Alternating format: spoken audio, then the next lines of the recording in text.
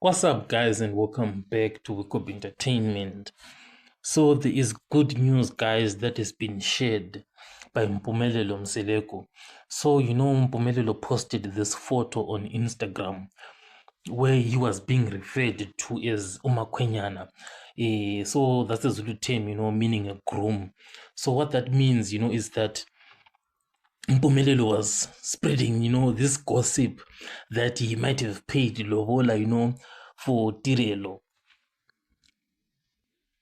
So this is like an essential step that has been taken by Mpumelelo Mseleko to formalize that relationship with Tirelo.